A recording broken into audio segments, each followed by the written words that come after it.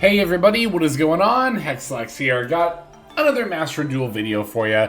This time I'm coming at you with Centur-Ion, which, in my opinion is kind of the new Sword Soul, if you think about it. I was thinking about this just as I was about to record, but not for the reason that you might think. So a lot of the comparison to Sword Soul with Centur-Ion definitely comes from the fact that they are a synchro deck that doesn't necessarily set up OTKs, but still is able to put up some pretty respectable boards.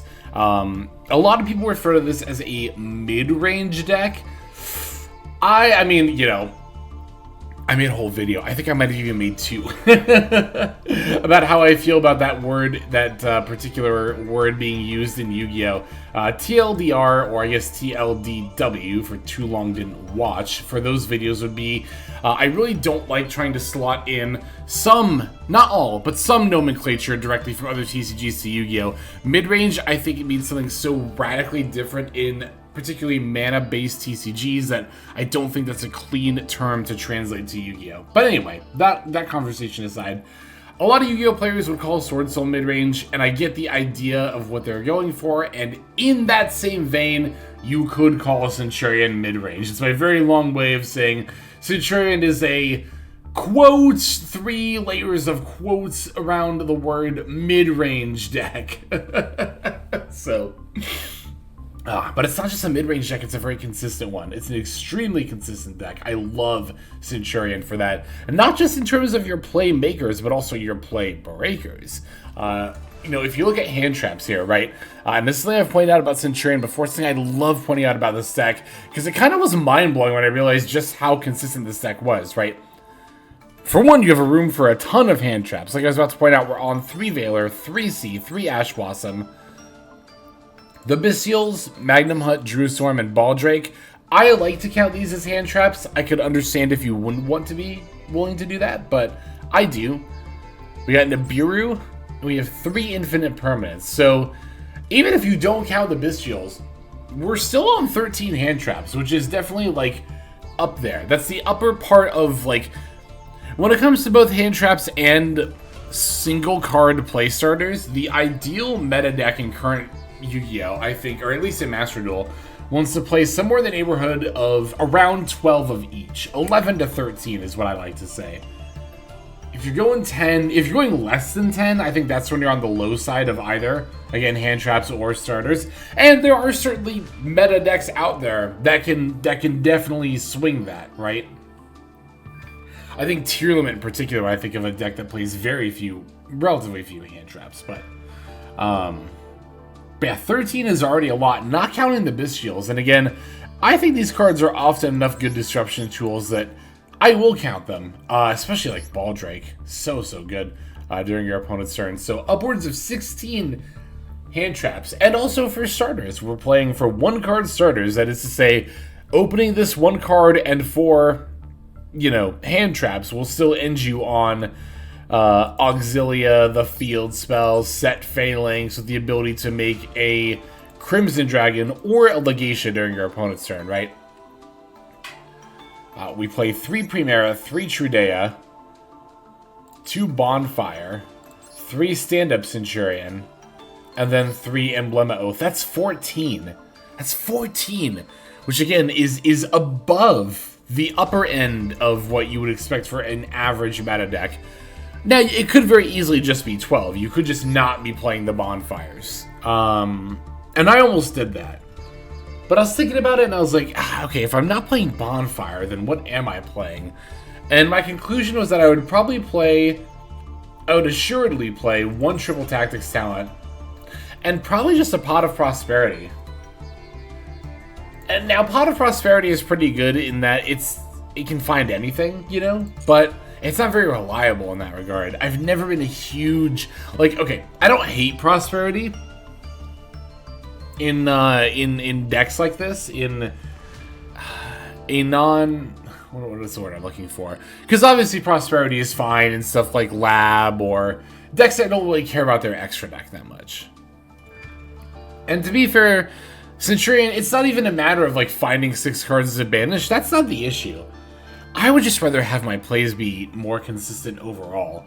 Like, if it's between, you know, for me and Centurion, if it's between Prosp and Bonfire, and I'm already on 13 non-bestial hand traps, like, I don't really feel the need to play Prosperity that badly. If I was on fewer hand traps, I could see playing Prosperity, but then, honestly, I'd probably just cut the Prosp and play the extra hand traps, right?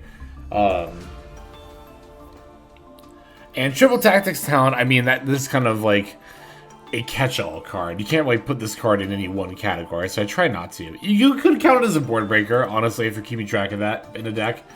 It certainly does that quite often, but yeah, so that's why I like playing the Bonfires in this deck. And I know it is also because I have Royal ones. I will fully admit that there is some degree of favoritism in that regard. I am not going to try to deny that. But, I don't know. I really do think that even if these weren't Royal, I'd probably still be on to Bonfire. Because I like it more than Prosp, and it has a little more direction than Talent as far as, like, getting your plays more consistently.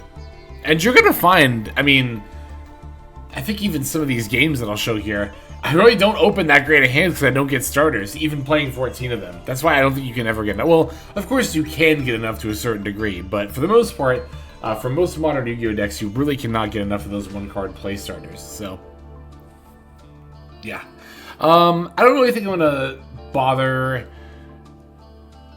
going through this card by card, because I pretty much just did already, talking about the individual hand traps and starters, and I don't know, we've been playing Centur-Ion very frequently on the channel, like pretty much every season since it's come out, so I don't really know that we need to cover it that badly on a card by card basis. Yeah, you know what, I've wasted enough time deliberating over it. Let's just go ahead and start diving into these games here. How about that? Let's just do that. Alright, let's start off with a going second game against Tear Lament. Yeah, we'll start off with this one here. So, it's a pretty unique Tear Lament build. It's on a very small Snake Eye package. It's still a 40-card deck. But, yeah, like I said, we're going to be going second here. Who's going to lead with the Cashier of Fenrir? I'm not going to Valor that, because if they're leading with Fenrir, I think it's more likely they're going to go for the Tear Cash, as opposed to like a, you know, Rise Heart or something. And sure enough, that did prove to be the case. Even if they did go for a Rise Heart, you know, we can still use Valor later on. You know, you might see the Fenrir come down and be like, oh, you should have maxed during the standby phase or draw phase or whatever. No, I've never, I don't know about never. That's like actually certainly not true at all. In recent months, in the last like 6, probably even more than that months, I've not been a fan of dropping Maxi during the draw phase. I really don't think it's worth it. I really, really don't. It plays into Gamma, and it lets your opponent play with a lot of information. Here, however, I will absolutely drop the Maxi, as it's pretty clear my opponent's about to make the Omni Negate of Baron de Fleur, but they have another Ash Blossom, which is going to stop it, so. Now, we do still have a little bit of counterplay we can do here, despite the fact that my opponent's playing a Baron. Like I said, it's pretty apparent to me at this point that they are a Tear Limit deck, so my thought process is, okay, I can use Druid Swarm. If they mill a Tear monster to banish it, if they go to Baron, then I can use the Valor. However, if they milled a Malicious instead, like I said, it's a very interesting Tear build, because, yeah, they're on Snake Eye cards too, but they're also playing a DPE package. Now they're going to go into the Ver Anaconda here. I decided to throw out the Valor here. Now, of course, they have the Baron, and they are going to use it. But this Valor, if it doesn't stop the DPE, it does trade for an Omni Negate. So I'm very, very glad to have gotten some use out of it. Sometimes, you know, it might seem like, oh, this Valor is just going to get negated, I just won't activate it. But if your opponent has a finite amount of resources, especially, you really got to think about just starting some of your resources at theirs. Alright. This Imperm was, like, I don't know if I could have asked for a better top deck. So, also, my opponent is actually activating the Standby Phase Baron effect, targeting Tear Cash. I know exactly what's in my opponent's mind here.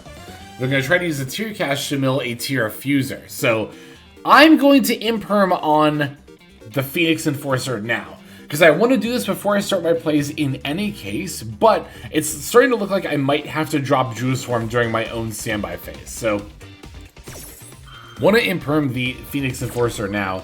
My original plan was to Imperm Phoenix Enforcer, and then I was like, okay, if they use it, I can just Druid Swarm that. But no, Here it's looking like we're going to Drew Swarm, whatever gets milled here. And sure enough, there's a Havness. Okay, so when I said there was a Snake Eye engine, it's OSS, and now that I'm thinking about it, I think it was OSS for exactly Jet Synchron. Exactly Jet Synchron. Maybe they had DMLs too, I'm trying to remember. Anyway. Yeah, here I'm absolutely just going to Drew Swarm the Havness away. And we've successfully diffused our opponent's plays. There are some times where it feels like using interaction against your opponent is like defusing a time bomb, the way that you see it done in movies, right? Where there's like, that your protagonist has a pair of pliers and they're sweating as there's these carefully color-coded wires and they have to pick the right ones in the right order from the right spot. And often disrupting an end board, or at least getting through your opponent's turn to a state where you can make your own board and your own plays without feeling threatened, does feel like that a lot of the time. Here it was like, again, it was Veilering the Baron, even if we knew, it was Veilering the Vert Anaconda, even if we knew Baron was going to negate it, just to get the Baron negate out of the way, as well as using Imperm early on the Phoenix Enforcer. But it's very, very satisfying when you have a game play out that way. I love it. I absolutely adore it. So there we go. There is our first duel against Tier Limit there. But of course, we do have a couple more. Why don't we go ahead and check out the next one? Okay, our next duel is going to be up against Tenpai. Now, I won the coin flip and, of course, chose to go first. So I did not necessarily know that I was playing against Tenpai. I think it's an important distinction to make, because you're always going to go first against Tenpai, but do you know that it's Tenpai? Now here, I don't really have that many options, unfortunately. This is one of those hands I was talking about where we just did not find a starter. So my opponent going Fadra into Shundra was more than a little intimidating. Not having a board to put up against Senpai with a full hand is certainly a bit of a tall order to ask, but we're going to max C. They have a Joel and Lockbird. We're absolutely going to want to call by that, because I feel like I'm going to need the tools for this max C. First draw of Trudea is already not that bad, though, because that sets me up for plays on the next turn. Now here my opponent goes to the end of the main phase. They move to the end of the main phase, so we're definitely going to want to use the Veiler on the Shundra. This causes them to synchro into the Bident Dragon still during the main phase as they continue it. And when they activate here, I'm going to flip up the Imperm. Now, this does play pretty poorly into the Samgen Kaiman, but I also figured that, like, it's kind of one of those situations where if they have it, they have it. Sometimes you just have to admit that, you know? If they have the out that you think of, they might just have it, but that's not a reason to necessarily not make plays at all. Alright, so my opponent's going to set one. During the end phase, I go to Magnum Hunt. They're going to Max C and cycle it for a draw. Unless the other card in their hand was a second Max C, which I actually think it might have been. I don't think I would have used that Max C there, but alright, I'm going to go for Lubellion. Lubellion add Drew Swarm. Now I'm going to tribute the Magnum Hunt for the Lubellion. Activating Lubellion's effect, and here's a Forbidden Droplet. Sending the Bident Dragon is an interesting send. Given that I was still kind of working in my head how I was going to get around that, but my opponent solved that problem for me here, so Trudea for Primera. There it is. Okay, so I think they must have had two Max C. That's the only reason why I could think you would use a Max C during your end phase against exactly one Magnum Hunt summon. So we'll cross out their Max C. So now Primera gets to activate for the special, and then the activation. It's going to grab Stand-Up Centur-Ion. I wonder if I could have had a lethal. I guess I'm just wondering if I had synced for... If I had synced for 12 with the Lubellion... Nah, that's gotta be less damage, right? Yeah, I don't know if I could have. Maybe I could have, and someone can point out. I don't know if there's a way I could have gotten to a 7, if I could have made a Bident Dragon. Although, knowing me, there was literally just a 4 and a 3 on my field earlier, and I'm sounding like a complete fool right now. A fool, I tell you. But you know what? Worse things have happened to people, so... Yeah, I mean, they're going to summon Shundra, but as soon as I activate Trudea, they already kind of know it's over, right? I have so many different ways that I could play this out here. I could use my Trudea Primera in the Spell Trap to set up the, the level 12, the Blazar, into could be either Supernova or no, the Crimson Dragon, sorry, into could be Supernova or Blazar. Both would be, you know, relevant and applicable here. We also have the Phalanx. It's like, I mean, it's just so unbelievably Jover for them at this point that, yeah, they just definitely concede here. So, all right. We have one more game that we're going to finish off with. Let's go into that last one. All right, last game is going to be against Fire King Snake Eye. A bit of an oddity, a bit of a rarity, rather. It's a bit of an oddity how much of a rarity that is. Considering I still think it's one of the easily the top 5 best, if not top 3 best decks in the current format, but not very popular, not particularly popular. Anyway, gonna lead off with a Bonfire here. Okay, so you know what? I will say, it's very easy to remember the one game where Bonfire was dead. You don't always remember the ones where it's wait, where Bonfire was dead. No, where you didn't draw Bonfire. That's what I meant to say. Yeah, it's easy to remember the games where you don't draw Bonfire, but then it's like, oh no, we definitely did. Or Bonfire's dead. Yeah, I guess Trudea is the only Bonfire target, to be fair, but at the same time, it's like, do you really need that many more? I don't think so. So, here I'm going to go for a 10, and it's not going to be Baron, it's actually going to be Dissipator. That way I can activate Dissipator and bring back Druid Swarm, or so I thought until the Dissipator gets impermed. But yeah, if I had been able to bring back Druid Swarm, I could have gone into, I guess just Link stuff in general, which would have been a very nice addition to the board here, but we still have the Dissipator and such, so I'm going to Phalanx this Ash Blossom normal summon here. That's going to be it from our opponent. There's no other plays there. So, I think what it was, because I'm pretty sure this was in their deck, that might have been trying to link it off into Almirage and then go for a Banshee, the rank 4, right? Banshee could have then detached for Poplar to special, set OSS, and then boom, you're off to the races. So, yeah, I figured I'd just use my Centur-Ion trap card to nip the problem in the bud right then and there. Alright, bringing back the Druid Swarm this time with this Fader. Gonna make that Chaos Angel. Such a cool card. You can pop the Ash Blossom and banish the face down. Face down is the Crossout Designator, which you use on Maxi. It's an interesting card to call, but sure. Alright, yeah, from here we can Bonfire for Trudea. And I don't even really need to play combos, like playing into stuff, you know. I can just swing in with everything I have here. I actually just have exactly 8,000 damage on board between 3,500 Dissipator plus 3,500 Chaos Angel, 7k plus the 1k Trudea. Again, being exactly 8,000 points of damage. So there we go. You know, one of the ways I'd never circle back on this, but I guess the good of the video, the end of the video is as good time as any.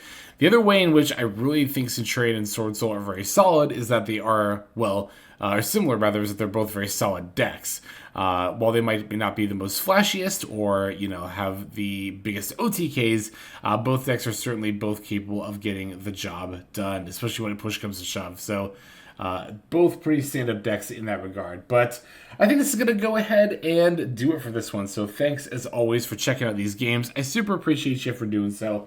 Now let's go ahead and just move on to our outro. Hey everybody, Hexlex here. Just want to give you a huge thanks for watching all the way to the very end of the video. Believe it or not, that is actually one of the best ways that you can support the channel, is by watching the videos in their entirety. But there are many ways in which you can support the channel if you are so interested. The names that you're seeing on screen here, I gotta give an extra special thanks to, because these are people who have chosen to either become a member on YouTube, which if you're interested you can do as well via the join button next to the subscribe button down there, or have signed up over on Patreon and become members there. Link to that is going to be in the description below. Without the support that is being offered by, again, all the people that you're seeing on screen right here, I would not be able to take the time to dedicate to uploading daily YouTube videos. So thank you so very much. But there are also other ways you can support as well. Again, link to the description below. If you like my deck tracker that you'll see in a lot of my videos, the Untapped Companion, you can download that for free, and if you use my affiliate link down there, then that also goes a long way towards supporting the channel. That's again free. So is subscribing here on YouTube. That's also free and a huge way to support. You can also check out Twitch, once again linked in the description below. Following and subscribing over there will not only support as well, but also give you notifications of when I go live if you want to catch some of the live streams. But really, no matter how you choose to support, it all adds up and it all definitely means the world. So thank you, each and every one of you. For now, this is Hexlex. I'm going to be signing out, but more than that, I'm hoping that you have a fantastic day.